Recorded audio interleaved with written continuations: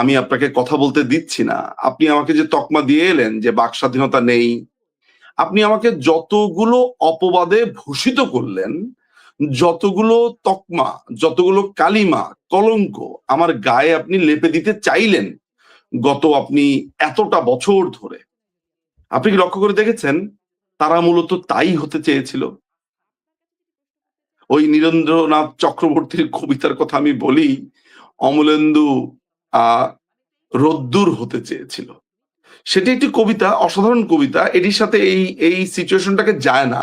কিন্তু আমার বারবার কেন জানি এই লাইনটা মাথাতে আসে যে এরা আসলে মূলত ফেসিস্ট হতে চেয়েছিল। এরা মূলত হতে চেয়েছিল রাবণ। এরা মূলত হতে চেয়েছিল এক ভয়ংকর বস্তু। সেটা হতে পারেনি বলে সেটি অন্যের গায়ে বারবার দোষ চাপিয়েছে। আমি এরকম অনেক শিশু বাচ্চাদেরকে দেখেছি যে তাদেরকে যখন একটা বকাঝকা করা হয়, তখন তারা একের পর এক বলতে থাকে, তার ছোট ভাই বোন যদি থাকে তখন একের পর এক দোষ চাপাতে থাকে। মূলত ওই ছোট বাচ্চাটাই এই অপরাধগুলো করেছে আরকি। মানে এই দুষ্টুমিগুলো করে দোষ চাপাচ্ছে আশেপাশে যারা আছে তাদের উপরে। একটা স্থূল ও ছোট উদাহরণ দিয়ে আপনাকে আমি বুঝালাম, যেটার মিনিং দাঁড়ায় যে যারা ফ্রাঙ্কেস্টাইন হতে চেয়েছে তারাই বারবার অন্যকে আপনার এই গালিগালাজ, এই নানান ধরনের তকমা দিয়ে ভূষিত করেছে। ফলে এই ১২ তারিখে আমি ভোট দিতে যেতে বলতে পারতাম, যদি আমি দেখতাম যে এটি একটি ভোট হচ্ছে। আপনি আমাকে কোনোভাবে, কোনো প্রশ্ন দিয়ে, কোনো যুক্তি কিংবা কোনো তর্কে এটা বলতে পারবেন না যে বাংলাদেশ আওয়ামী লীগ কখনো কোনো দলকে তার পুরো হোল টার্মে, সেটা ১৯৯৬ থেকে ২০০১ হোক কিংবা ২০০৯ সাল থেকে ২০২৪ সাল পর্যন্ত হোক, যে কোনো সময়ের মধ্যেই আপনি এটা বলতে পারবেন না যে অমুক দলকে ব্যান করেছে। মানে হিজবুত তাহরির এগুলো তো ধরেন মৌলবাদী এক্সট্রিমিস্ট পার্টি ছিল। এই ছাড়া মেইন স্ট্রিম কোনো পার্টিকে বাংলাদেশ আওয়ামী লীগ ব্যান করেছে কিনা, যে দলগুলো ইলেকশনে আসেনি, তারা ইলেকশনে আসেনি, তত্ত্বাবধায়ক সরকার নেই, ইলেকশন সুষ্ঠু হবে না এই শঙ্কায়, এই আলোচনাতে তারা উঠিয়েছে। That's absolutely fine. এটা যদি তারা মনে করেও থাকে, কিন্তু তাদের জন্য বরাবরই অপশন খোলা ছিল। এবং সেই ধরনের শঙ্কাকে যাতে দূরীভূত করা যায়, মাননীয় প্রধানমন্ত্রী ২০১৪ সালে বেগম খালেদা জিয়ার সাথে একটি বিশাল কনভারসেশন, আপনারা নিশ্চয়ই জানেন, ফোন কনভারসেশন। ফলে এটি তো আমরা রিটারেট করছি, অর্থাৎ আমরা বারবার করে একই তথ্য দিচ্ছি, বলছি। আপনাকে কিন্তু এই জিনিসগুলো একটু দেখতে হবে যে বাংলাদেশ আওয়ামী লীগ, আমরা যখন যখন বাংলাদেশ আওয়ামী লীগের এই শাসন আমলের কথাগুলো বলছি এবং বলছি যে তারা ভোট হতে দেয়নি, এই ধরনের অভিযোগের মধ্য দিয়ে তো আমরা পড়েছি। এখন যখন আমরা সূচকগুলো মেলাই, অর্থাৎ এই গত ১৪ মাসের সূচক, যে আপনি কি, যদি আমরা একটা চেক লিস্ট আনি যে ভোট দিতে যাতে দিতে পারে সব দল, সেই ব্যবস্থা কি করেছে, সব দলে অংশগ্রহণ যাতে করতে পায় সেই সুযোগ কি ছিল, এরকম চেক লিস্ট যদি আপনি মেলান, তখন আপনি এখন বুঝতে পারবেন যে ফেসিস্টের গল্প আপনি এতদিন শুনে এসেছেন, আপনি এখন সেই ফেসিস্টের পাল্লায় পড়েছেন। বাংলাদেশ আওয়ামী লীগ, আমরা আমরা আইনে একটা টার্ম আমরা পড়ি যে আপনি আসলে অধিকার নিশ্চিত করবার জন্য আপনি কি কি রিজনেবল স্টেপ নিয়েছেন।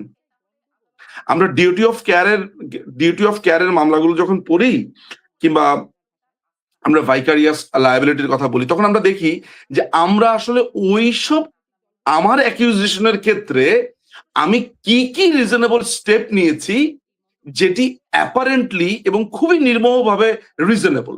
এখন সেখানে একটা রিজনেবল টেস্ট হয়, আগে আমরা এইসব রিজনেবল টেস্ট পড়েছি, যে রিজনেবল টেস্টটাও বা কাকে বলে। আপনি যদি প্রত্যেকটা সূচক পরিমাপ করেন, তাহলে দেখবেন যে বাংলাদেশ আওয়ামী লীগ প্রত্যেকটা রিজনেবল স্টেপ নিয়েছে যাতে বাংলাদেশের প্রত্যেকটা রাজনৈতিক দল আসতে পারে। আপনি দেখবেন যে সেইখানে কোনো পার্টিকে আলাদাভাবে বন্দি করে রাখা, তারা ইলেকশনে যাতে না আসে, এই ধরনের কোনো প্রভিশন করা হয়নি। কিন্তু এখন আপনি চিন্তা করে দেখেন, ৫ তারিখের পরে আপনি প্রথম যে কাজটা করলেন সেটা হচ্ছে যে বাংলাদেশ আওয়ামী লীগের ভাতৃপ্রতিম সংগঠন ছাত্রলীগকে আপনি ব্যান করলেন। এরপরে আপনি ১০ই মে ২০২৫ সালে ৩ তারিখে আপনি আওয়ামী লীগকে ব্যান করলেন এবং আপনি আবার বিদেশে গিয়ে প্রচার করলেন যে কার্যক্রম স্থগিত রাখা হয়েছে, ব্যান করা হয়নি। যখন তাকে প্রশ্ন করা হলো কার্যক্রম স্থগিত মানে কি, সে কি ইলেকশন করতে পারবে? বলে না। তাহলে এটার পার্থক্য থাকলো কি? তখন সেটি জবাব দিতে পারছে না। ফলে আপনি মূল যে প্রশ্নটি করেছেন যে ১২ তারিখে ভোট দিতে যেতে আমরা বলবো কি বলবো না, যদি না বলি কেন বলি? ভোট তো হচ্ছে না, হচ্ছে পিটচুলকি অনুষ্ঠান। ফলে এখানে তো যাওয়ার কোনো মানে হয় না। মানে এই অনুষ্ঠান দেখার তো কোনো মানে হয় না। এই হলো ঘটনা। গত কয়েকদিন ধরে আমি খেয়াল করছি যে কিছু সরকারপন্থী বুদ্ধিজীবী বলার চেষ্টা করছেন যে আওয়ামী লীগের ভোট এখন 20% আছে কিনা সন্দেহ এখন। প্লাস হচ্ছে দিল্লিতে বসে কেউ কি বললো না বললো, আওয়ামী লীগের সমর্থকরা এগুলো পরোয়া করে না। দেশে যারা আছে তাদের কমপক্ষে 50% ভোট দিতে যাবে, তারা মনে করছেন সেটা। আপনি কি বলবেন? আম আমাদের ভোট 20% আছে নাকি 50% আছে না 60% আছে না 1% আছে কিংবা নেই বা হোয়াটএভার সেটি টেস্ট করবার জন্য তো আসলে একটি অবৈধ দখলদার বাহিনীর এই কেরানি বা বুদ্ধিজীবী তারা আসলে এই সিদ্ধান্ত দিতে পারবে না। এরা কেউই নির্বাচিত নয়, এদেরকে কেউ ভোট দেয়নি। এই রাষ্ট্র দখল করেছে, দখল করে তারা এখানে জাঁকিয়ে বসেছে। আমরা জনপ্রিয় কতটুক বা জনগণ আমাদেরকে কতটুকু চায় সেটি জানবার প্রকৃত মাধ্যম হচ্ছে জনমত যাচাই করা। সেই জনমত যাচাইয়ের স্বীকৃত পদ্ধতি হচ্ছে নির্বাচন। সো একটি নিউট্রাল গভর্নমেন্টের আন্ডারে যদি ইলেকশন হয় যেটি পার্শিয়াল আচরণ করবে না, সেই ক্ষেত্রে আপনার যাচাই করা যেতে পারে যে আমাদের 20% আছে কিনা। সুতরাং এই কথাগুলো যখন বলছে তখন মানুষজন তো আসলে এগুলো নিয়ে খুব একটা পাত্তা যে দেয় তাও না। বুঝতে পারছে যে এটা এক ধরনের পলিটিক্যাল রেটরিক। আওয়ামী লীগকে উত্ত্যক্ত করতে হবে। অনেকটা ওই যে ইভ টিজিং করার মতো ব্যাপার আছে না? আওয়ামী লীগকে অনেকটা ইভ টিজিং এখন করা হচ্ছে। উত্ত্যক্ত করা হচ্ছে, অ্যানয় করা হচ্ছে যাতে করে আপনি রিঅ্যাকশন করেন, যাতে করে আপনি এমন কিছু করেন যেখানে আপনার রাজনৈতিক কোনো ভুলভ্রান্তি থাকে আপনি সেটির উপর আবার তাকে ধরতে পারেন। সুতরাং এখানে আমার মনে হয় না যে খুব বেশি মন্তব্য করবার কিছু রয়েছে। আহ আশ্চর্যজনক ব্যাপার হলো যে যে লোকগুলো এই ধরনের কথাবার্তা বলছে তারা যদি ওই যে সরকারি কর্মচারী ইলেকশনও হয়, অর্থাৎ তারা যেই রাষ্ট্র দখল করেছে সেই রাষ্ট্রের এক একটা মন্ত্রণালয় যে তারা দখল করেছে ওই মন্ত্রণালয়ের কেরানি থেকে শুরু করে বড় অফিসারদের যদি একটা ইলেকশন হয় সেখানেও তারা জিততে পারবে না। ১ ভোট পায় কিনা ২ ভোট পায় কিনা সেটা নিয়েও যথেষ্ট সন্দেহ আছে। তারা যখন জাতীয় নির্বাচন নিয়ে কথা বলছে বা ৭৭ বছরের পুরাতন একটি রাজনৈতিক দল নিয়ে কথা বলছে তখন সেটি বালখিল্য কথাবার্তা। এগুলো জাস্ট হচ্ছে যে বলতে হবে আওয়ামী লীগকে উত্ত্যক্ত করতে হবে এতটুকুই, আর কিছুই না। Political statement. আপনি কিভাবে কনফিডেন্ট যে ভোট দিতে যাবে না আওয়ামী লীগের নেতাকর্মীরা? আমি খুবই কনফিডেন্ট, ডেফিনিটলি আমি কনফিডেন্ট। কিন্তু আ বাংলাদেশে ধরেন আমি আমাদের ভোটের যেই স্থানগুলো বা এলাকাগুলো সেগুলোকে যদি ধরেন আমি স্ট্র্যাটেজিক্যালি কয়টা ভাগে ভাগ করি, সেখানে আপনার ধরেন আরবান এরিয়া আছে। আরবান এরিয়ার ভোটের স্ট্র্যাটেজিটা একরকম, একদম রুরাল। এখন তো আসলে সেই অর্থে রুরাল বলতে কিছু নেই। তারপরেও আমি যদি বলি যে আ বলার জন্য যে একটু ধরেন মফস্বল থেকেও একটু ডিপ জায়গাতে আছে। এরকম জায়গাগুলো বা মফস্বল। প্রত্যেকটা জায়গাতে কিছু না কিছু ঘটনা ভ্যারি করবে। যেমন ধরা যাক যে একটা সুনির্দিষ্ট ওয়ার্ডে বা সুনির্দিষ্ট এরিয়াতে আপনার ব্যাপারটা এমন যে সেখানে প্রচুর প্রেশারাইজ করা হচ্ছে, বাসায় থাকতে পারছে না। সারা বাংলাদেশ ব্যাপী যদিও এরকম, কিছু জায়গাতে দেখা যাবে যে স্ট্র্যাটেজিক্যালি কারণে বা এই জায়গাতে আওয়ামী লীগের হয়তোবা অনেকে বা নেতাকর্মীরা কোনো একটা প্রেশারে পড়ে বা কিছুতে পড়ে হয়তোবা ভোট কেন্দ্রে তাকে যেতে বাধ্য করা হয়েছে। এখন সেই কেন্দ্রে গিয়ে আপনাকে যখন আপনার প্রিয় দল, আপনার প্রাণের দলের বিরুদ্ধে কেউ আ আ তার তার পুরো সিদ্ধান্তের বাইরে গিয়ে আপনাকে ভোট দিতে বাধ্য করবে, ওই বুথের মধ্যে গিয়ে আপনি কি করবেন আপনি তো জানেন না। ফলে কিছু জায়গাতে একটু ফ্লাকচুয়েট হবে। এটা খুবই প্র্যাকটিক্যাল একটা ব্যাপার। এটা নিয়ে আমি মানে লুকানোর কিছু নাই যে আমি বলব যে না একেবারেই যাবে না। হ্যাঁ, কিছু জায়গাতে তাদেরকে বাধ্য করা হবে। তাদেরকে ব্ল্যাকমেইল করা হচ্ছে। অর্থাৎ আপনি না গেলে মামলা ওঠানো হবে না, এই করব না, সেই করব না। এসব কিছু পার্টিকুলার জায়গাতে বিচ্ছিন্নভাবে হবে। বাট সামগ্রিকভাবে আপনি যদি দেখেন যে বাংলাদেশে এবার প্রথমবারের মতো সম্ভবত কারাগারে ভোট দেওয়ার একটা সুযোগ দেওয়া হলো, সেখানে 93% মানুষ ভোট দেয়নি। আপনার প্রবাসে ভোট দেওয়ার সুযোগ করে দেওয়া হচ্ছে, কেউই ভোট দিতে চায়নি, খুবই সামান্য পার্সেন্ট। মানে এগুলো হচ্ছে যে একেবারে আলামত। ফলে দেখেন, মানে এইখানে তো ধরেন হিসাব নিকাশ করার কিছু নাই ভাই। আমি আওয়ামী লীগ সমর্থন করি, আমার দল ইলেকশনে নেই। প্রথম কথা হচ্ছে আমি ভোটটা দিতে যাব কাকে, মানে প্রথম ব্যাপার হচ্ছে তাই। এখন কেউ যদি মনে করে যে আহ, যদি জামাত চলে আসে তাহলে আমার বিপদ হবে, আবার কেউ যদি মনে করে বিএনপি চলে আসে আমার বিপদ হবে, এইটা চিন্তা করে যদি কেউ যায়ও, সেটার সংখ্যাই বা কতটুকু। একটা বৃহত্তর, আপনি অতীত আমরা দেখেছি, ধরেন একটা বৃহত্তর অংশ যার দল পার্টিসিপেট করছে না, এইটা আমার মনে হয় না যে এটা নিয়ে খুব বেশি অঙ্ক গণিত এগুলো করবার একেবারেই প্রয়োজন রয়েছে। মানুষ যাবে না ভোট দিতে। তবে এটা তো সত্যি কথা যে এরকম একটা জায়গাতে এরা চেষ্টা করবে যে ভোটের সংখ্যাটাকে বেশি দেখানোর। আপনি দেখেন যে ডাকসু ইলেকশন হয়েছে, আমরা দেখেছি যে নীলক্ষেতে ওই যে বাবু আপনার যে গাউসুল আজম যেই মার্কেটটা আছে, সেখানে আমরা দেখেছি যে ইলেকশনের ব্যালট ছাপাচ্ছে। আমাকে একজন একটা ছবি পাঠিয়েছে, আপনার সেদিন দেখলাম যে ওইখানে গিয়ে দেখলাম আপনার যে আহ আগের থেকেই ব্যালট ছাপিয়ে ওখানে ছাপ দিয়ে দেওয়া হয়েছে। সুতরাং জামাত পুরো প্রশাসনকে যেইভাবে দখল করেছে, যেভাবে সাজিয়েছে, বিএনপি জামাত উভয় মিলে, যদিও বিএনপি আপনার টেম্পো স্ট্যান্ড দখল করেছে, বাসের স্ট্যান্ড দখল করেছে, আমি জানি না প্রশাসনে তারা কতটুকু কাজ করেছে, কিন্তু জামাত যেভাবে প্রশাসন, ইউনিভার্সিটি গুলো, সামরিক স্থাপনাগুলোতে যেভাবে দখল করেছে, আহ, এগুলো তো আসলে বলা বাহুল্য যে আপনি ইলেকশন ভোট দিতে যান কিংবা না যান, ভোট আপনার নামেই পড়ে যাবে। ঢাকা ইউনিভার্সিটির ইলেকশন গুলো আপনি একটা একটা করে চেক করতে থাকেন, আওয়ামী লীগের নেতাকর্মীরা বা আওয়ামী লীগের ছাত্রলীগের কোনো কেউই নাই সেখানে, কিন্তু অনেকের নামে ভুতুরে ভোট পড়েছে। সো এগুলো করার তারা চেষ্টা করবেই, তাদেরকে বাধা দেবে কে? এখন আমি তো ভোটার বাংলাদেশে, পারি ভাই আপনি নিজেও ভোটার, আপনার ভোটটা যদি হয়েও যায়, আপনি কি জানতে পারবেন এই এই আপনি যে এখানে বসে আছেন সেই জায়গা থেকে বসে আপনি জানতে পারবেন যে ফজলুল বাড়ির নামে ভোট পড়ে গেছে? আমি কি জানতে পারবো আমার নামে ভোট পড়েছে? এই হিসাব কি আমাকে দেওয়া হবে? সুতরাং ওই হিসাবও আসবে না, আমি জানবো না, ওই পার্সেন্টেজটা ওইভাবে দেখানো হবে, এই আওয়ামী লীগের ভোটার নাই, মারো এখানে চিল মারো। সো এইটা নিয়ে আমার মনে হয় না যে খুব বেশি ভাবনার কিছু আছে। রাষ্ট্র দখল করেছে, ইচ্ছে মতো চলছে, যার যেভাবে ইচ্ছে ওইভাবে চলছে। এখানে সাধারণ জনগণই ডিসাইড করবে, তারাই শেষ পর্যন্ত বুঝবে যে কতটুকু ভোট কাস্ট হয়েছে, হচ্ছে বা হচ্ছে না। একজন লিখেছেন প্রবাসী ভোটারের মধ্যে ভোট দিয়েছেন 4,56,000, যা মোট ভোটারের 3%। এরকম কিন্তু নানা ইয়েটা। আরেকজন লিখেছেন যে 4,56,000 ভোট দিয়েছে, এটাও বিশ্বাসযোগ্য আমার মনে হচ্ছে না। যদি দিয়েও থাকে সেটার পার্সেন্টেজ তো সম্মানিত দর্শক আপনাকে বলেই দিল আসলে। ফলে আমার তো বলার কিছু নাই, মানে অর্থাৎ যত ভোটার আছে তার মধ্যে শুধু 3%, 97% ভোটার ভোটই দেয়নি, তাহলে বোঝেন এই হলো অবস্থা। আরেকজন লিখেছেন অথচ 12 তারিখে ভোট বর্জনের জন্য প্রতিটি নির্বাচনী আসনের সিনিয়র নেতারা যদি অনলাইনে জুম মিটিং করতেন, তা দেখে অনেক কর্মীরা উজ্জীবিত হতো। এখন একটু সময় নেই সেটা। জুম মিটিং কিসের জন্য, মানে বাংলাদেশ আওয়ামী লীগের? হুম। দেখেন এলাকায় বাড়ি ভাই, এলাকায় দেখেন বাড়ি ভাই, আমি আম, হ্যাঁ হতে পারতো, আমি জানি না যে সেটা ঠিক কোন পর্যন্ত হয়েছে।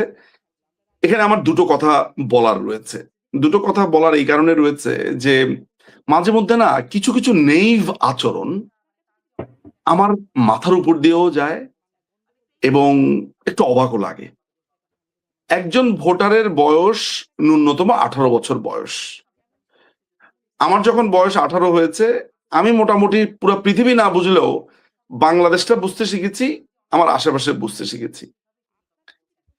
আপনার এরকম একটা সিচুয়েশনে যেখানে ধরে ধরে আমাদের নেতাদেরকে জেলে মেরে ফেলা হচ্ছে, রাস্তাতে কুপিয়ে মারা হচ্ছে, বাবাকে দেখতে এসেছে রাত্রেবেলাতে, সকালবেলাতে সেই ছেলের লাশ নর্দমায় পড়ে আছে, খেতে না পেয়ে ডাস্টবিনে মানুষের লাশ পড়ে আছে, স্ত্রী সন্তান মারা গেছে, সেই লাশ দেখা করতে যাচ্ছে বাবা বা স্বামীর সাথে, গ্রেফতার করেছে, আপনাকে খুন করে ফেলছে কয়েক ঘন্টার মধ্যে, এরকম একটা সমাজ বাস্তবতাতে আপনাকে এসে বলতে হবে, স্যার আমি আপনার এলাকার অমুক এমপি, আমি আপনার এলাকার অমুক চেয়ারম্যান, আপনি কিন্তু স্যার ভোট দিতে যায়েন না।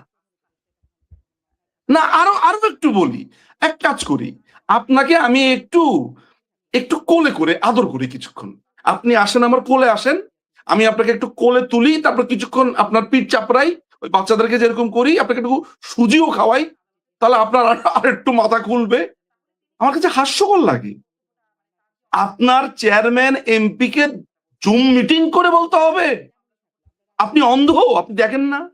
আপনি কিসের তাহলে আওয়ামী লীগের সমর্থন করেন, যে আপনি এইটাই বুঝেন না যে আপনি ভোট দিতে যাবেন কি যাবেন না? নেত্রী প্রতিদিন গলা ফাটাচ্ছেন, বলছেন আমাদের নেতা, আমাদের সজীব অজিত জয় আরেকজন, তিনি বলছেন বঙ্গবন্ধু দরিদ্র, আমাদের এমপিসরা, আমাদের সিনিয়র লিডার্সরা, আমরা যারা বলছি, দলের হয়ে কথাবার্তা বলছি, টক শোতে যাচ্ছি, লিখছি, বলছি, আমি ধরে নিচ্ছি যে আমার কথা একেবারে প্রত্যন্ত গ্রামে পৌঁছাচ্ছে না, কিন্তু যিনি গ্রামে আছেন তিনি তো মানে তিনি কিচ্ছু বোঝেন না তা তো না। তিনি তার জীবন ধারণ করার জন্য প্যান্ট পরেন না, শার্ট পরেন না, লুঙ্গি পরেন না, জামা পরেন না। ওই বুঝবুদ্ধি থাকলে আপনি এইটা বোঝেন না যে আপনার ভোট দিতে যাবেন কি যাবেন না, আপনাকে চামচে এনে খাইয়ে দিতে হবে কেন? এগুলো এগুলো হচ্ছে এক্সকিউজ। আপনি তো আমারে বললেন না, আসেন আপনি আমার কোলে একটু আসেন, আপনার একটু কোলে তুলে কিছুক্ষণ আদর করি, আপনি তো বোঝেন না। সো এগুলো না মাঝে মধ্যে I can not control myself. এগুলো যখন বলে, আমাকে বলছে যে ভাই কিছু, আমাকে অনেকে টেক্সট দিচ্ছে, ভাই কিছুই তো বুঝলাম না, আমরা কি ভোট দিতে যাব? অতিরিক্ত রাগ হলে যেটা হয় আমার হাসি চলে আসে, ইয়াতে হাসি। ভোটের প্রচারণায় যারা আছে বাংলাদেশে, যারা অংশ নিচ্ছে, তারা প্রায় সবাই আওয়ামী লীগের নিষিদ্ধ চেয়েছে তারা। আবার প্রচারণায় গিয়ে নানাভাবে ওই ওই ভোট ভিক্ষা করেছে তারা। সরি, আমি একটু একটু চা নিয়ে নিলাম। হ্যাঁ, আপনাকে আমি বলছি, এটা একটা ইন্টারেস্টিং একটা ব্যাপার বাড়ি ভাই। আপনাকে আমার এই কথাটা একটু বলতে হবে। আপনি যেই দেশে থাকেন সেই দেশে মির্জা ফখরুল ইসলাম আলমগীরের, এই আপনার প্রসঙ্গ ধরে বলছি আর কি কথাটা, মির্জা ফখরুল ইসলাম আলমগীরের জামাতা থাকেন ফাহাম আব্দুল সালাম। নাম উল্লেখ করা হয়তো বা উচিত দরকারও নাই এই ধরনের মানুষের, তারপর বলছি মানুষ যাতে সহজে বুঝতে পারে। বাংলাদেশ আওয়ামী লীগকে ঘৃণা করে এমন 5টা লোকের নাম যদি আপনি করেন, তাহলে ফাহাম আব্দুল সালামের চ্যাম্পিয়নশিপ আপনি ঠেকা রাখতে পারবেন না। ফাহাম আব্দুল সালামের আওয়ামী ঘৃণার ব্যাপারটা বলি। সে একটা বই লিখেছে, মধ্য বাঙালির মিডিওক্রেসি। সে মিডিওক্রেসিতে বলেছে যে ভবিষ্যতে এমন করতে হবে, আওয়ামী ভ্রূণ এমন ভাবে শেষ করতে হবে যেন কোনো আওয়ামী সাপোর্টার জন্ম নিতে না পারে। এটা কোথায় বলেছে? বাঙালির মিডিওক্রেসি গ্রন্থে। আমি কিন্তু খুব মনোযোগ দিয়ে তার ওই বইটা পড়েছি। সেই ছেলেটি আজকে স্ট্যাটাস দিয়েছে, প্রিয় আওয়ামী সাপোর্টার বিন্দু। মনে হচ্ছে কি জানেন, একটা সাপ তার সমস্ত বিষ, তার সমস্ত ক্রোধ, রাগ অনেক কষ্টে লুকিয়ে মনে মনে বলছে, তোকে একটু পরে ছবল দেব বাছা, তুই আগে আমাকে আরেকটু বিষ এনে দে, আমার কলি আগে পূর্ণ করি। সে আমাদের কাছে ভোট ভিক্ষা চাইছে। দেখেন, সে যখন ভিক্ষা চাইছে, অর্থাৎ একজন ভিক্ষুক, সে আমার কাছে এসে বলছে পুরান নোট নিব না, নতুন নোট দেন। ওই একই টোনে সে বলছে যে আওয়ামী সাপোর্টাররা একরকম, আওয়ামী নেতারা একরকম। মানে তার ওই ভোটটা চাইতে গিয়েও সে তার গরল, সে তার ভেতরে যে নেকড়ে, তার ভেতরে যে একটা ড্রাকুলা, আর ওই বড় বড় তাপ, এগুলো সে লুকাতে পারছে না। সবখানেই একই অবস্থা, শুধু ফাহাম আব্দুল সালাম কেন, আমি আপনার ঈশার কথা বলতে পারি, শিশির মনিরের কথা বলতে পারি। কালকে সেদিন দেখলাম এক পূজার অনুষ্ঠানে গেছে, ওর শিশির মনিরের চোখ মুখ দেখে বুঝতে পারছি যে ভেতরে ভেতরে ভেতরে ভেতরে হিন্দুদেরকে গালিগালাজ করছে, কিন্তু ওই মন্দিরের তালে তালে সে আবার মাথা নাড়াচ্ছে। মানে দেখে মনে হবে যে আপনার জর্জ ক্লুনি মনে হয় অভিনয় করছে সেখানে। তো আলটিমেটলি ব্যাপারটা কি জানেন ভাই, যে আমাকে ফেসিস্ট ডাকছে, আমাকে প্রতিদিন গালমন্দ করছে, যখন তার বাঁচার দরকার হচ্ছে তখন সে চিৎকার করছে পানি পানি। একটু ঘুরিয়ে কথাটা বলি, যখন তার ভোটের দরকার হচ্ছে তখন সে বলছে আওয়ামী লীগ আওয়ামী লীগ। এই হচ্ছে চিত্র। ভোট দিতে যাব না আমি। আমাকে আপনি খুন করবেন, আমার মৃত্যুদণ্ড আপনার হাতে, আমার খুন হচ্ছে, আমাকে দিয়ে আপনি সাইন করাচ্ছেন। আমি যে একটা সিল মারতে যাব, ওই সিলটা হচ্ছে আমাকে অবৈধভাবে মৃত্যুদণ্ডের সিগনেচার। ওরা আমাকে খুন করবার জন্য আমার সিগনেচার চাইছে। আমার কাছে ভোট চাওয়া আমি ঠিক এইভাবেই দেখি বাড়ি ভাই। আমি কি বোঝাতে পারলাম কথাটা? যেমন মনে করেন আমার মির্জা ফখরুল তিনি এই ভোটের প্রচারণায় আওয়ামী লীগের প্রতি নানা সিম্পিতি প্রকাশ করেছেন নানাভাবে ভোটের জন্য, কিন্তু তিনি আওয়ামী লীগ নিষিদ্ধ করার সিদ্ধান্তের পরে সেটাকে স্বাগত জানিয়েছেন। রমেশচন্দ্র সেন তার এলাকার মানুষ, উনি জেলে কোনোদিন খোঁজ নেন নাই, উনি মারা যাওয়ার পরে উনার বাড়িতে গেছেন। তারেক রহমান রয়টারের ইন্টারভিউতে এই সময় বলেছেন যে একটু দয়া করে বঙ্গবন্ধু দৌহিত্র এরা যদি রাজনীতিতে আসতে চায় জনগণ ঠিক করবে। সেটা তো জনগণ ঠিক করবে সে ভোটের মাধ্যমে। আপনি ভোটেই অংশ নিতে দিচ্ছেন না, জনগণ কিভাবে ঠিক করবে সেটা? দেখেন বাড়ি ভাই, আমরা যদি দুজনই ঠিকঠাক ভাবে মনে করতে পারি, তারেক রহমান যখন তার ইলেকশন ঠিক না, রাজনীতি শুরু করে, রাজনীতির একেবারে শুরুর দিকে তিনি বঙ্গবন্ধুর মাজার জিয়ারত করতে গেছেন, আপনার মনে আছে মনে হয় না? হ্যাঁ, ওই একই সময়ে, আমি যদি ভুল না করে থাকি, সজীব ওয়াজেদ জয় তখন কিন্তু তাকে ফুলের শুভেচ্ছা জানিয়েছে। তাহলে আমাদের ওই প্রজন্মের রাজনীতিটাকে ভেঙে আরেকটা রাজনৈতিক সুবাতাসের কথা যখন আমরা বলছিলাম, ফাইন, ওই প্রজন্মটা একটা ভালো প্র্যাকটিস করতে চাইছে, হুইচ ইজ ভেরি গুড। মানে আমি ওই এরাতে আছি এখন। তারেক রহমান বঙ্গবন্ধুকে শ্রদ্ধা করেছে, মাজারে গেছে, এক্সিলেন্ট এক্সিলেন্ট। কিন্তু ওই যে বলি, একটা নেকড়ে তার নখ কতক্ষণ লুকাবে? ওই একই মানুষ যখন বঙ্গবন্ধু কন্যাকে হত্যা করবার জন্য 21শে অগাস্ট ঘটায়, তখন বুঝতে হবে তার ওই যে মাজারে যাওয়াটা, বঙ্গবন্ধুর কবরস্থানের সমাধিতে যাওয়াটা, ওটি ছিল স্টান্টবাজি, কোনো কিছু পাবার আশাতে। আমরা তো আমরা যদি একটু ওই জায়গাতে স্থির থাকি যে আমাদের রাজনীতিটা তো আসলে এমন হতে পারতো।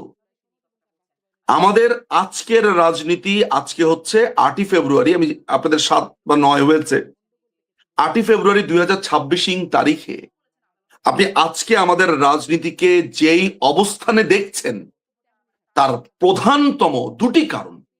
একটি হচ্ছে 21শে অগাস্টের গ্রেনেড হামলা, আরেকটি হচ্ছে তত্ত্বাবধায়ক সরকার ব্যবস্থাকে বিএনপি যখন এটিকে শেষ করে দিল বিচারপতিদের বয়স বাড়ানোর মধ্য দিয়ে। দুটি ভয়ঙ্কর ঘটনা বাংলাদেশের গণতন্ত্রে ঘটিয়েছে বিএনপি। তা না হলে মোটামুটি আমাদের রাজনীতিবিদদের মধ্যে সরল গরল মানে তর্কাতর্কি, মুখ দেখা দেখি বন্ধ বা মুখ দেখা দেখি সহ মোটামুটি আমার বলবো একটা সৌহার্দ্যের জায়গাতে আমরা ছিলাম। আপনি ক্ষমতাতে, মাত্র আপনার ক্ষমতার 3 বছর হয়েছে, 2001 থেকে 2004। আমি ঠিক কি অপরাধ করেছি যেই অপরাধের কারণে আপনি আমার সমাবেশে আমাকে গ্রেনেড মেরে আমাকে মেরে ফেলতে চেয়েছেন? এবং সেটি হয়েছে আপনার অলিখিত কার্যালয় থেকে, হাওয়া ভবন। এখন আপনি যদি আমাকে ভূগোল বোঝান যে ওই যে খালাস দিয়ে দিয়েছে সবাইকে, বাংলাদেশের মানুষ আরো ভালো করে এখন বিশ্বাস করে। যদিও আমি নিজেও পারসেপশনের রাজনীতি বিশ্বাস করি না, কিন্তু আমাদের কাছে তো ঢের প্রমাণ রয়েছে যে এটি তারেক রহমানের নির্দেশে হয়েছে। মুফতি হান্নান পরিষ্কারভাবে বলে গেছে যে হাওয়া ভবনে গেছে, কি হয়েছে না হয়েছে। সুতরাং আমাদের রাজনীতি আজকে এই অবস্থাতে এসেছে শুধুমাত্র শুধুমাত্র এই বিএনপি, আরেকটু যদি স্পেসিফিক বলি, তারেক রহমানের কারণে। ফলে মির্জা ফখরুলের, হ্যাঁ মির্জা ফখরুল একজন সজ্জন মানুষ।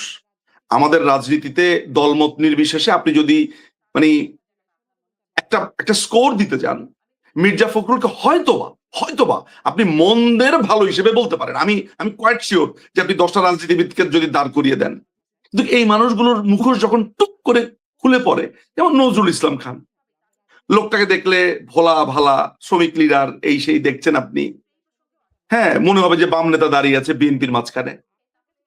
কিন্তু যখন লক্ষ লক্ষ মানুষের ময়দান এসে বলছে যে খালেদা জিয়াকে নাকি আমরা খুন করেছি, তখনই আপনি তার এই যে নেকড়ে, যেটা অর্থাৎ বিএনপি করতে হলে আপনার একটা অলিখিত নেকড়ে রূপ লাগবে, যেটা আমরা সবসময় দেখি এটা খুলে খুলে খুলে খুলে পড়ে। ফলে এই যে আমরা যেই লোকটাকে সজ্জন বলছি, সেই লোকটা যখন আওয়ামী লীগকে ব্যান করার পরে তার ওই নেকড়ের নখটা আর লুকোতে পারে না, তখন কিন্তু তার ওই সজ্জন রূপটা আমি আর মনে করতে পারি না। ওই শ্রদ্ধার জায়গাটা, ওই সৌহার্দ্যের জায়গাটা থাকে না। বুঝতে পারছেন? সো আপনি খেয়াল এগুলো পুরো করেছেন স্ট্যান্ড বাজি আমাদের ভোট পাওয়ার জন্য। এই রমেশ রমেশ রমেশ রমেশ দার ওখানে প্রায় 1.5 লক্ষের মতো ভোটার হচ্ছে হিন্দু ভোটার। ওই ভোটারকে কাছে টানার জন্য রমেশ দার বাড়িতে গেছে। এই হলো ঘটনা, আর কিছুই না। আর আপনি খেয়াল করেছেন বঙ্গবন্ধুর ইলেকশনের দহিত্র প্রচারে বঙ্গবন্ধুর দহিত্র রাজনীতি আসবে তার সহমহিমায়, তার নিজের আলোতে। কে কি বললো না বললো, কোথায় কোন সাপোর্ট দিল বা সাপোর্ট দিল না, এটা আমার কাছে মনে হয় ম্যাটার করে না। আপনি খেয়াল করেছেন নির্বাচনের প্রচারে তারেক শুধুমাত্র বরিশালে হেলিকপ্টারে গেছেন। ওই পথে সড়কে গেলে পদ্মা সেতু পার হতে হয়, সেজন্যই কি সেটা? কতদিন পদ্মা সেতু এইভাবে কি ভয়ঙ্কর না? আমি আমি ব্যবহার আমি আমি আমি আমি জানি না, আমি আমি আসলেই জানি না উনি হেলিকপ্টারে কেন গেছেন। আমার কোনো সত্যি কথা অর্থাৎ ধারণা নাই। কিন্তু আমাদের যে রাজনৈতিক পারসেপশন, আমাদের যে রাজনৈতিক অ্যাটলিস্ট যোগ বিয়োগ সমীকরণ, সেখানকার প্রত্যেকটা হিসেব আপনার কথাকে আসলে সাপোর্ট করে। অর্থাৎ আমরা যদি সার্কমস্টেন্সিয়াল এভিডেন্স গুলোকে একত্রিত করি, তাহলে ইউ আর কারেক্ট। যদিও আপনি যদি আমাকে জিজ্ঞেস করেন যে অকাট্য প্রমাণ দিতে, আমি পারবো না। কিন্তু অ্যাপারেন্টলি, প্রাইমা ফেসি, আপাত দৃষ্টিতে এই কথাটা মনে হওয়ার তো কোনো কারণ নেই। সো কি ভয়ঙ্কর ঘৃণা, তাই না? ভেতরে বিষের বালি, শুধু ভোটের জন্য মুখ বুজে মুক্ত ফলাও। তাই তো হচ্ছে, তাই হচ্ছে। প্রচারণাটা আপনি কিভাবে খেয়াল করেছেন?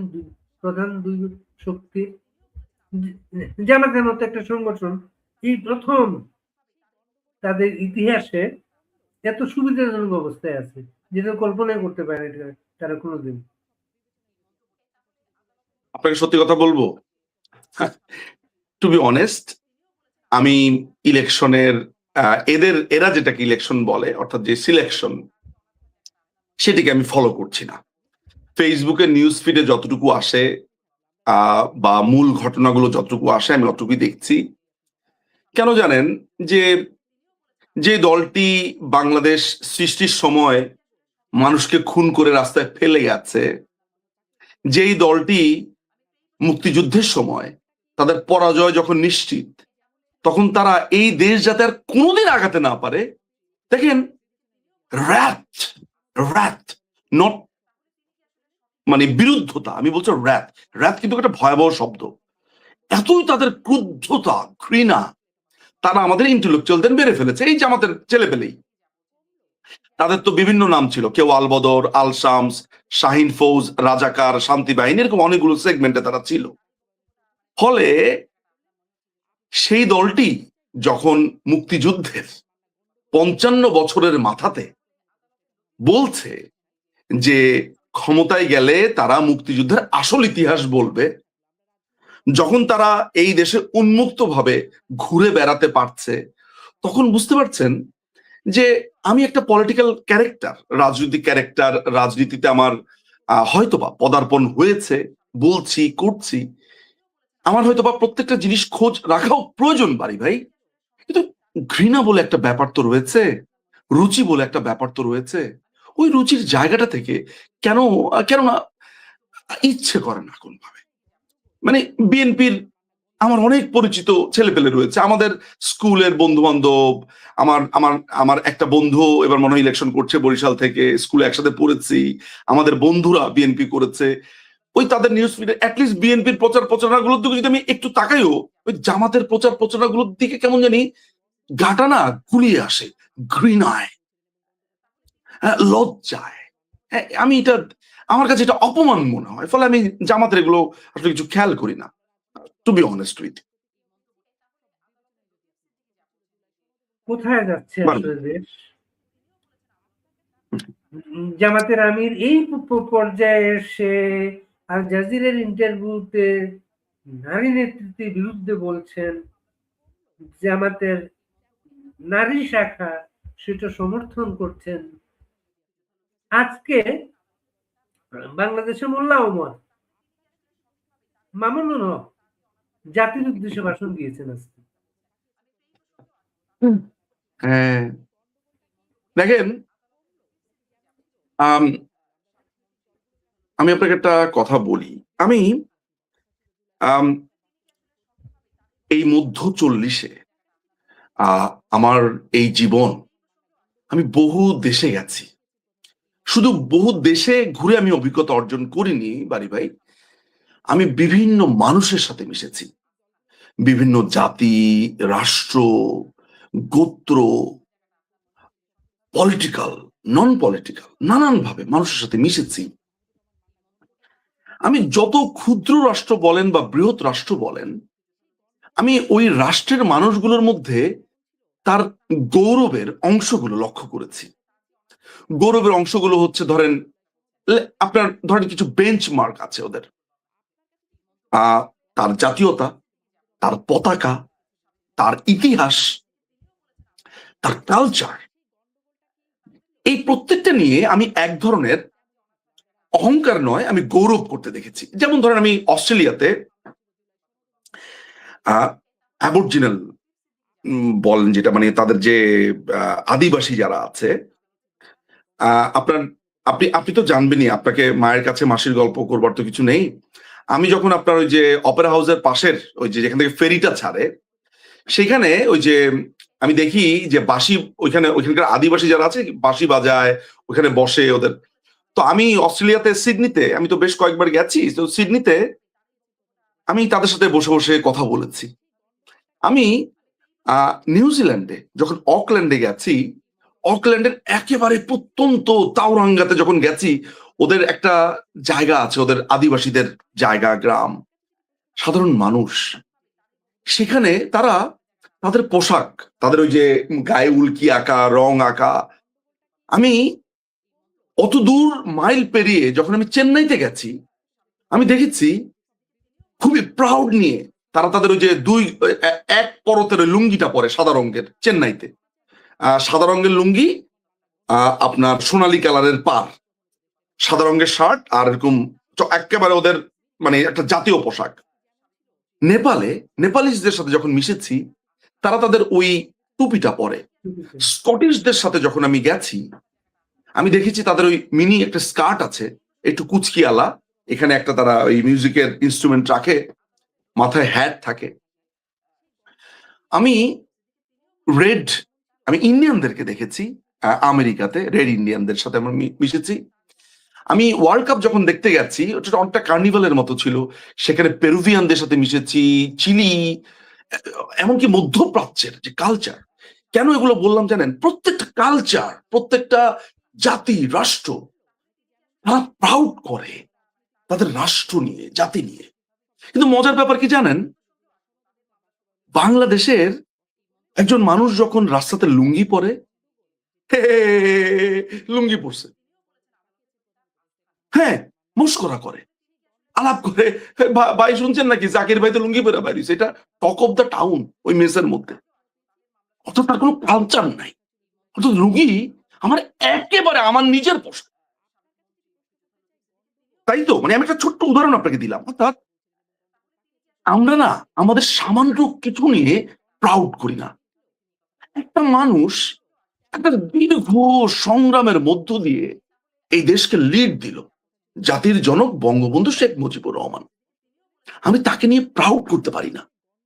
আমি আর ব্যারিস্টার মঞ্জু ভাই আমার সিনিয়র, আমরা দুজন ওভাল স্টেডিয়ামে গেছি, খেলা দেখছি, ভারত বাংলাদেশের প্র্যাকটিস ম্যাচ দেখছি। বাংলাদেশ 87 রানে অল আউট হয়ে গেছে। এটি চ্যাম্পিয়ন্স ট্রফির আগের ঘটনা। মন্টন খুব খারাপ। তো ওই পার থেকে ভারতীয়রা চিৎকার করছে ভারত মাতা কি, ওইখানে একদল বলছে জয়, ওরা যে স্লোগানটা দেয়, তারপরে বন্দে মাতরম তারা বলছে, এটা তাদের স্লোগান বলছে। এগুলো দেখে গ্যালারিতে একদল জোরে চিৎকার দিয়ে উঠলো জয়, আরেকজন বললো বাংলা। পেছন থেকে 4টা ছেলে, আমরা তখন বসে আছি, ইতা খিতা ইতা ইতা খিতা মাত মারে রে, বাংলাদেশ জিন্দাবাদ। ও তখন বলল, সে বলল বাংলাদেশ জিন্দাবাদ। আমি তখন বললাম যে এই কি, স্টেডিয়ামের মধ্যে 2 ভাগ হয়ে গেছে, জয় বাংলা, বাংলাদেশ জিন্দাবাদ। আপনি আমাকে বাংলাদেশের কথা জিজ্ঞেস করলেন না, আপনি আমাকে আর কখনো বাংলাদেশের কথা জিজ্ঞেস করবেন না। আমি মুহূর্তেও তা সহ্য করতে পারি না। এই হচ্ছে বাংলাদেশ কোন দিকে যাচ্ছে সেটির একটি উদাহরণ বাড়ি ভাই। এই নির্বাচন নিয়ে একটা প্রেডিকশন করলেন তো, কি পরিমাণ ভোট করতে পারে? আপনি যে এখনো পর্যন্ত মানে একটা ন্যাচারাল হিসাবের মধ্যে আছেন, এইটা আমার জন্য বিস্ময়কর মনে হয়। শুনুন, ইলেকশনে যদি 20% ভোট পড়ে, 30% ভোট পড়ে, আপনাকে তো 30% দেখাবে না। আপনি যেই সরল জায়গা থেকে প্রশ্ন করেছেন, যে আমি যখন এই ধরনের একটা সিচুয়েশনে প্রশ্ন করি যে ইলেকশন কি সুষ্ঠু হবে, ইলেকশনে কি এত % ভোট পড়বে, এগুলো তো প্রত্যেকটা ম্যানমেড, আপনার নির্ধারণ করা আছে। অর্থাৎ সে তাকে গৌরবান্বিত করবার জন্য একটা, যেমন আমার কাছে একটা রিপোর্ট এসেছে 75% ভোট কাস্টিং দেখাতে হবে, তাই না?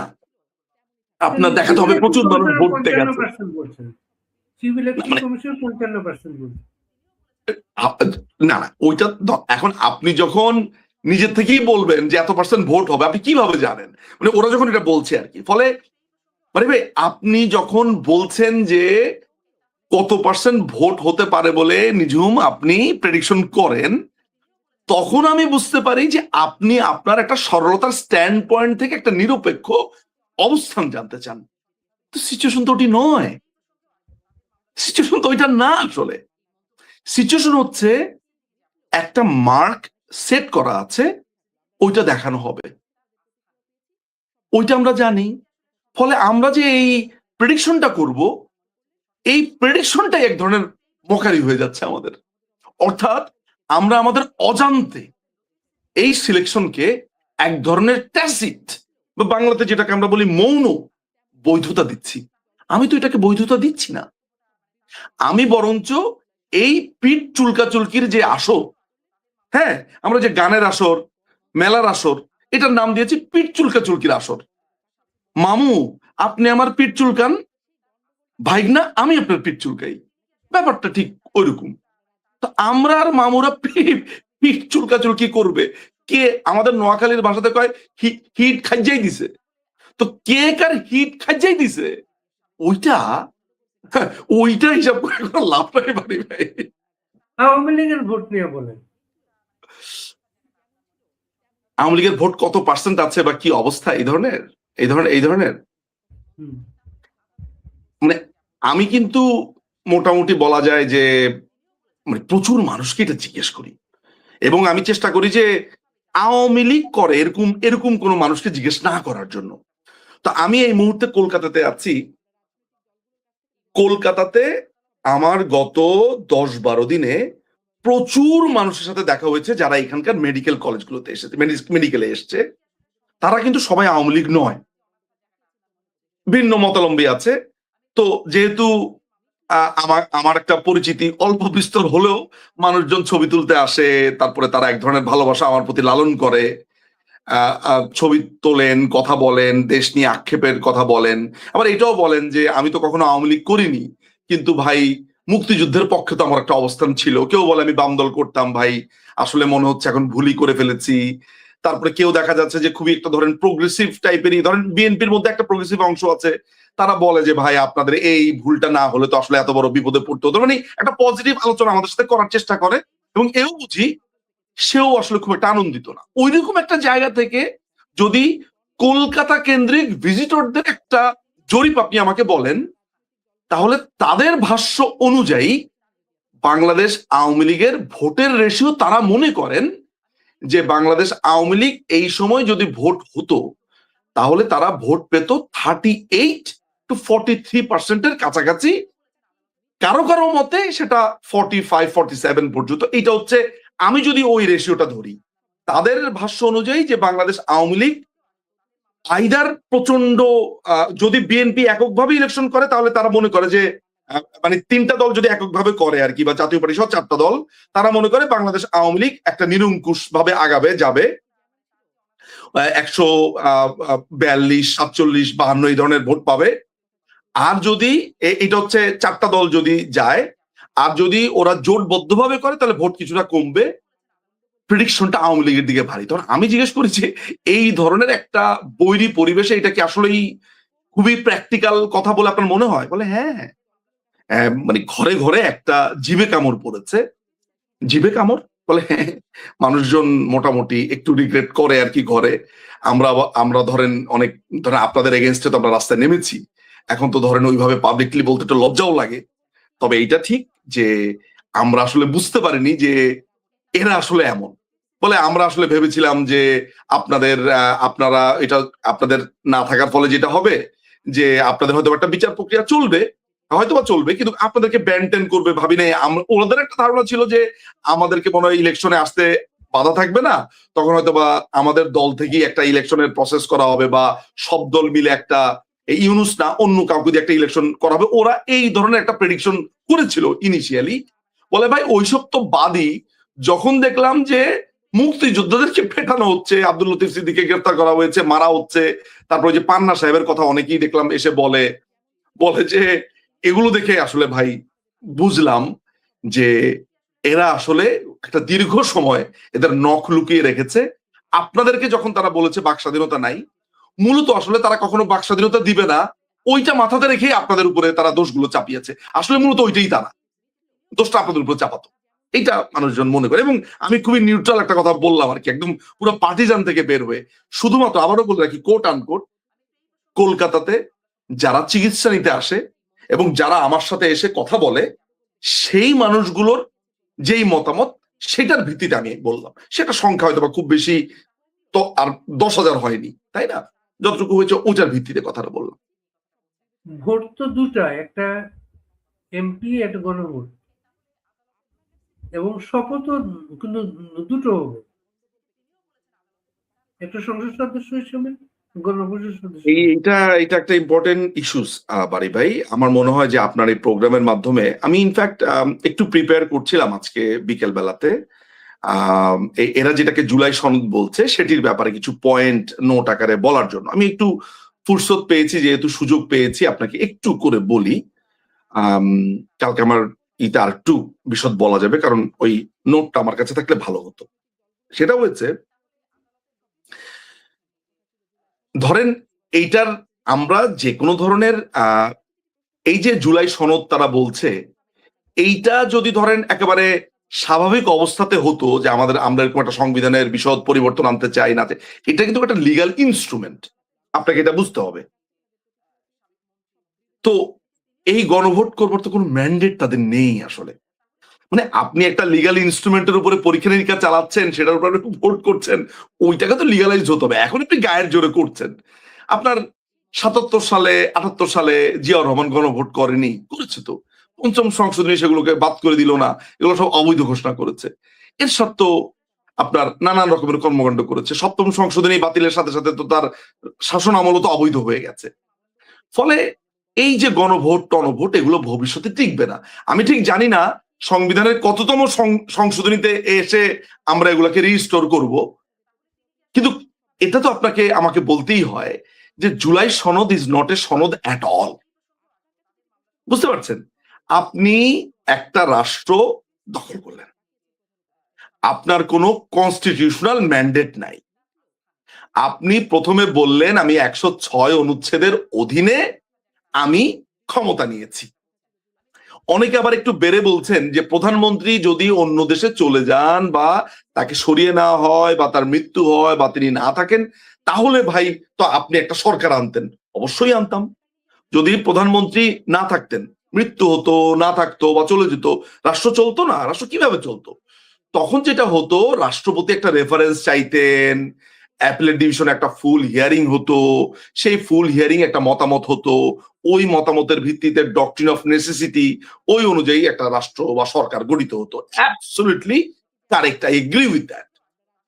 কিন্তু আপনি যে হিয়ারিং এর কথা বলছেন, আপনি যেই আপনি রাষ্ট্রপতির রেফারেন্সের কথা বলছেন, বিচারপতিরাই ছিল ক্যান্টনমেন্টে।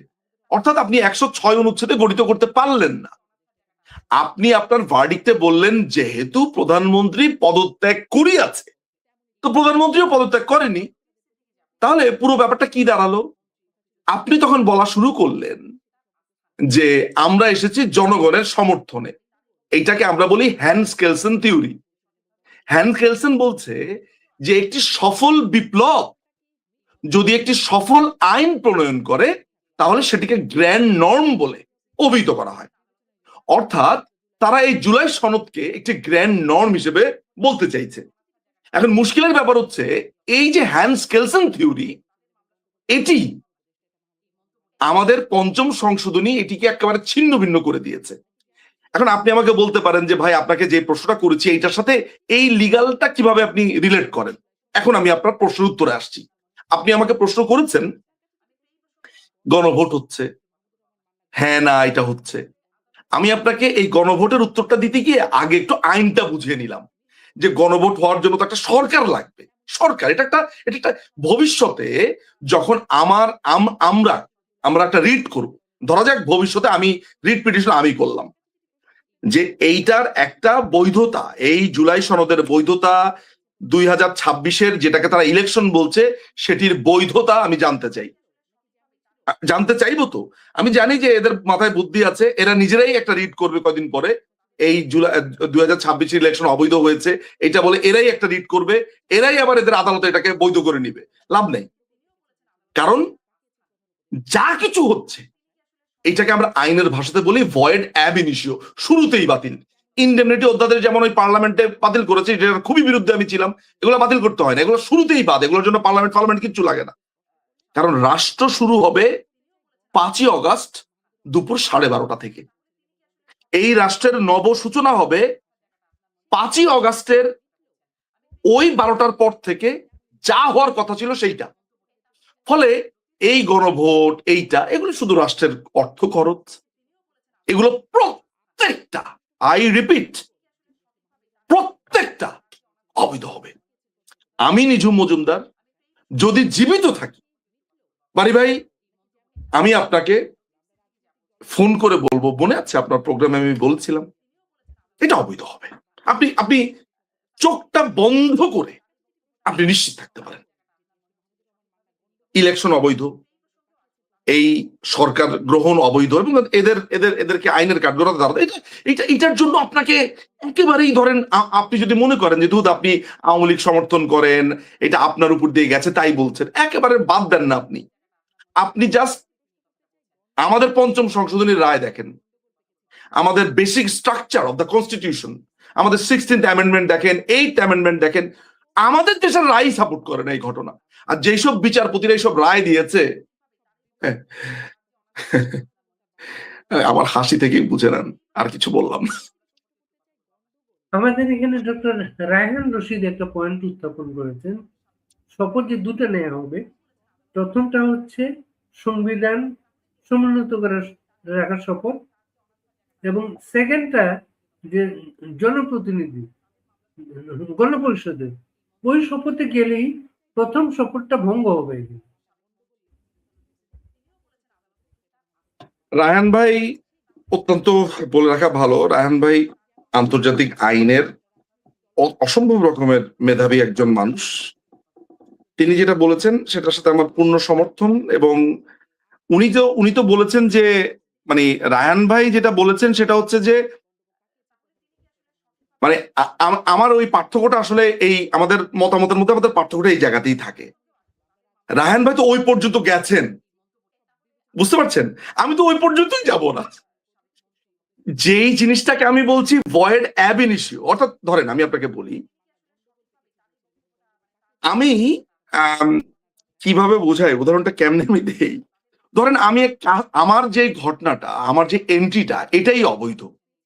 আমার ওই এন্ট্রির পর ধরেন আমি কোনো একটা সিনেমা হলে আমি অবৈধভাবে অনুপ্রবেশ করেছি, ট্রেসপাসার। আমার বিচার তো শুরু হবে ট্রেসপাসার থেকে।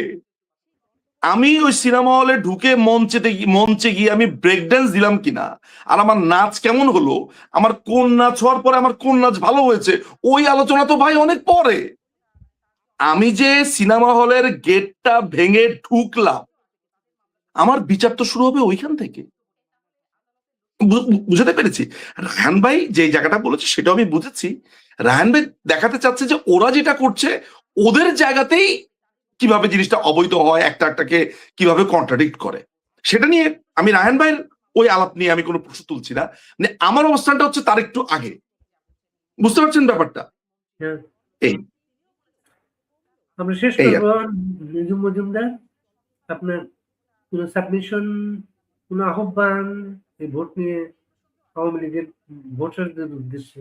আমি না, আমি আমার আজকের বক্তব্যটা আমি শেষ করব একটা আহ্বান দিয়ে আর একটা ইতিহাস দিয়ে। যেই তরুণ তরুণীরা এই এই ভিডিওটা এই মুহূর্তে দেখছেন, সেটা irrespective of any political parties, আপনাদের জন্য আমিও এই তরুণ সমাজেরই এক অংশ। আমার বয়স হয়তো বা আপনাদের থেকে একটু এদিক সেদিক, 10 বছর, 5 বছর, 8 বছর বড় ছোট। আপনাদেরকে শুধু আমি একটা রিমাইন্ডার দিয়ে রাখি যে আজ আপনি এই 8ই ফেব্রুয়ারিতে এসে, 2026 তারিখে এসে আপনি বাংলাদেশে নিশ্চয়ই ভালো বোধ করেন না। আপনি যতই পার্টিজান, যেই পার্টি সাপোর্ট করেন না কেন, এইটা তো আপনি খুব ভালোভাবেই বুঝতে পারেন যে কোথায় যেন একটা সুর এই রাষ্ট্রের কেটে গেছে। একটা বড় পার্টি এই দেশে নাই, তার নেতাকর্মীরা বিভিন্ন দেশে ছড়িয়ে ছিটিয়ে আছে, যারা আছে তাদের কেউ বিভিন্ন জায়গাতে লুকায়িত, তাদের আদালতে, কারাগারে বন্দী। অর্থাৎ এই রাষ্ট্রটা একটা একটা সাধারণ তরুণ তরুণী হিসেবে আপনি তো মনে করেন যে এই রাষ্ট্রটা আমরা সবাই মিলে একটা সুষ্ঠুভাবে চালাবো। ইউরোপকে যেমন দেখি, আমেরিকাকে যেমন দেখি, ন্যূনতম আমি যে রাষ্ট্রে আছি এখন এই মুহূর্তে, ভিজিট করছি ইন্ডিয়া, নেপাল, অ্যাটলিস্ট আপনি এটা ডিজার্ভ করেন। স্বাধীনতার 55 বছর বয়সে এসে আপনি ডিজার্ভ করেন যে আমাদের আসলে এখন মঙ্গল গ্রহে আমরা কয় তারিখে যাব, এটাই হওয়া উচিত ছিল আমাদের আলাপের বিষয়। আপনি দুর্ভাগা, এই আলাপটা আপনি করতে পারছেন না। এখনো আপনি লড়াই করছেন মুক্তিযুদ্ধ নিয়ে, দেশ নিয়ে।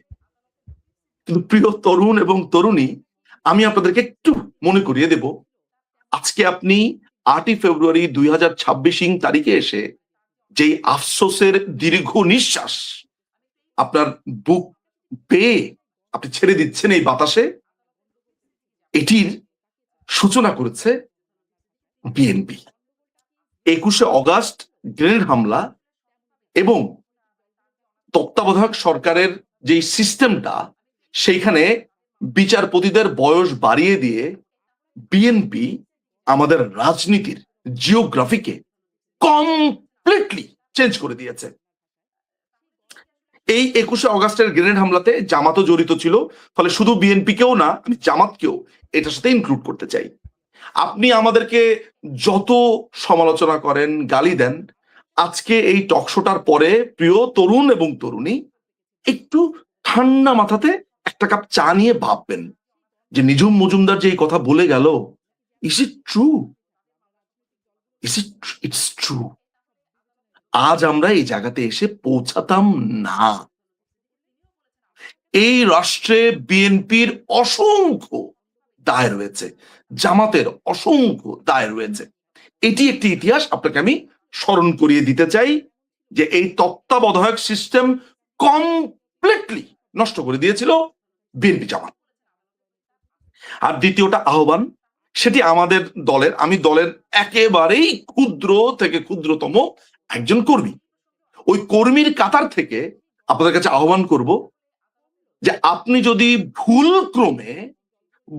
ক্রমে মনে করেন যে আপনি জামাতকে ঘৃণা করেন, যে বিএনপির একটা ভোট দিয়ে আসি, বা নাসির উদ্দিন পাটোয়ারিকে আপনি একটা শাস্তি দিতে চান, যে এই মির্জা আব্বাসকে একটা ভোট দিয়ে আসি, ধরেন আপনার মাথাতে এটা আসলো, যাবেন না। কেন যাবেন না জানেন? আপনার একটি ভোট হচ্ছে আপনার একটা স্বাক্ষর। কিসের স্বাক্ষর জানেন? আপনার মৃত্যুদণ্ড নির্ধারিত হয়ে গেছে, আপনি সেখানে সম্মতি দিয়ে আসলেন। ফলে আপনি যে একটা ভোটার,